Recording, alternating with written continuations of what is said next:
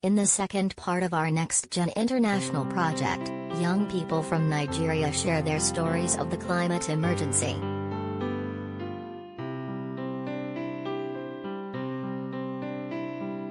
Some have written news reports about extreme weather in their towns and cities, while others share more personal tragedies caused by the climate crisis.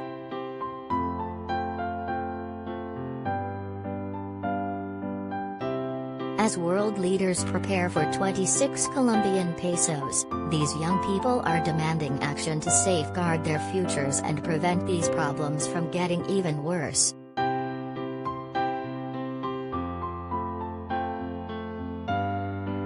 Writing in the Mirror today, teenagers Hawa and Lawan from Borno State, northeast Nigeria, remember the destructive storms that tore their families' lives apart.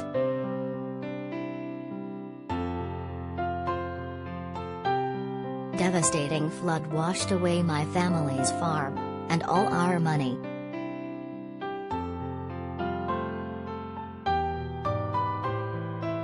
By Hawa, 11.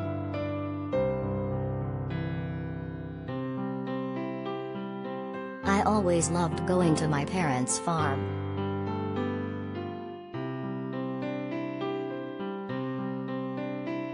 I would bury sesame seeds and beans in the dark, soft soil, dreaming of a bumper harvest.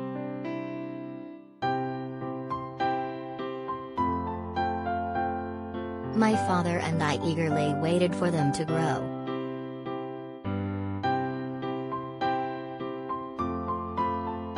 But last year, we never got to harvest our crops.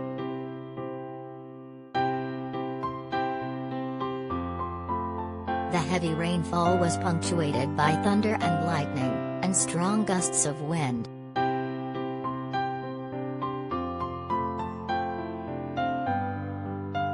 I expected a soggy and muddy ground afterwards, nothing more.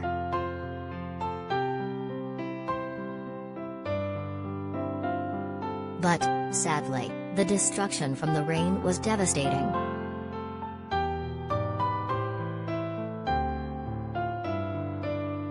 Forlorn looking, mouth agape, my father stared in disbelief at our farm.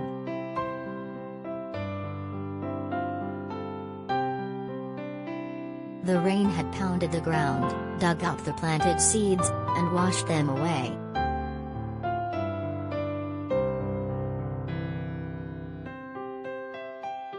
In one fell swoop, there was nothing left of his hard work. My mother stood beside him in shock.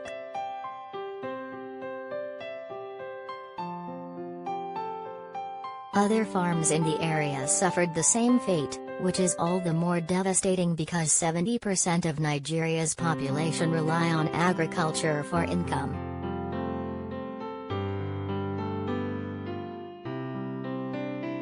Distraught and disappointed, my father did not make any attempt to own a farm again, and now our income is gone.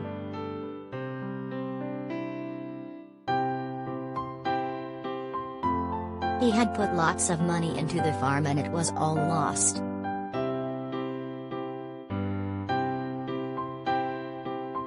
I felt even angrier that all our hard work was for nothing.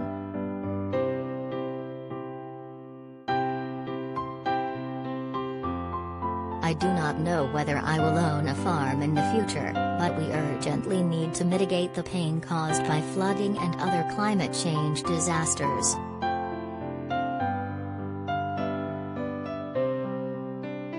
I want my government to make a law that will prevent people from cutting down trees.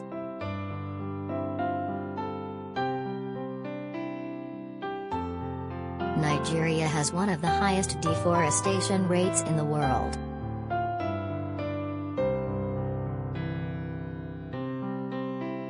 If people didn't cut down trees, more water would be absorbed and it might not flood as much.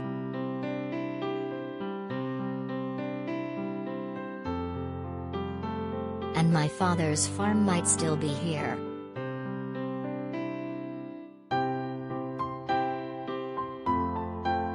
Storm destroyed my grandparents' home and killed their neighbors.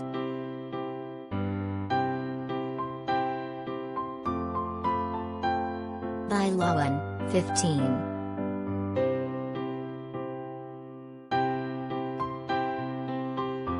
I vividly remember the storm that tore my grandparents' community apart last September.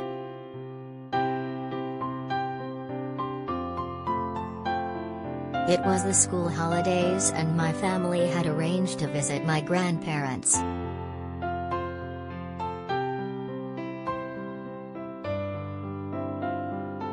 When we arrived at their village in Borno State, I was delighted by the new people and all the animals roaming around.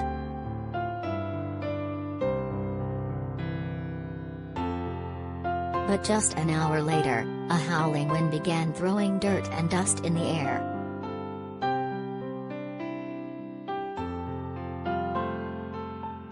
It quickly grew stronger, picking up and hurling objects.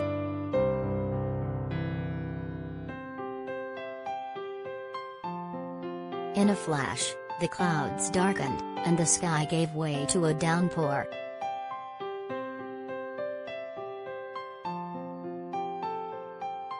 It rained and rained and rained.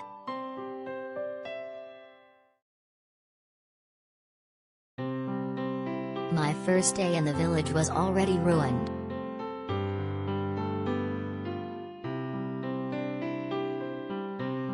I waited and waited for the rain to stop, but it did not.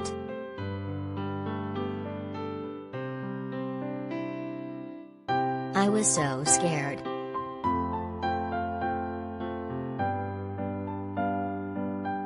I couldn't imagine the horror some villagers endured as their walls and roofs gave way to the surging waters and fierce wind.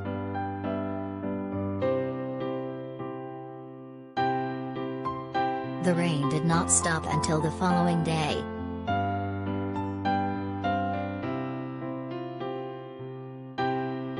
I have never witnessed rain like that before.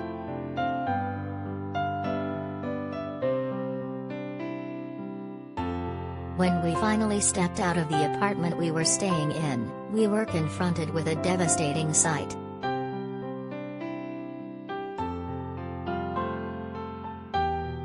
The walls of some houses had collapsed, while the roofs were hanging off other homes by a nail or two.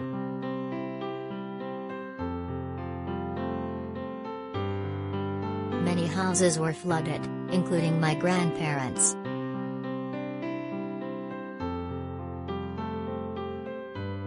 Animals had drowned in their pens as they were tied up when the floodwater overwhelmed them.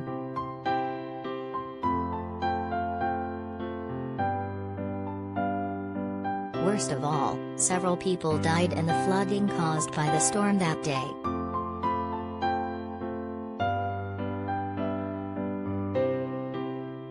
Many others fell sick as the village's clean water sources were filled with dirty rainwater.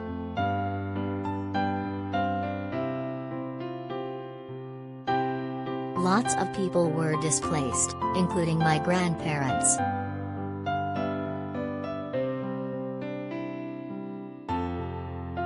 They did not return to their home until 3 months after the storm.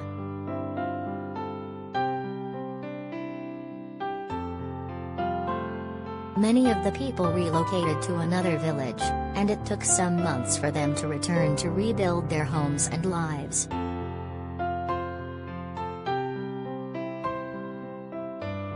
Today, people there are still battling hunger and malnutrition because the flood swept away their crops and killed their animals.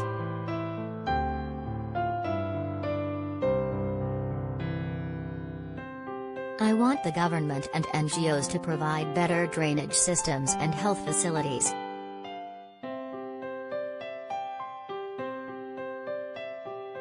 I don't know if we can stop climate change, but, with some help, we could be in a better position to face it.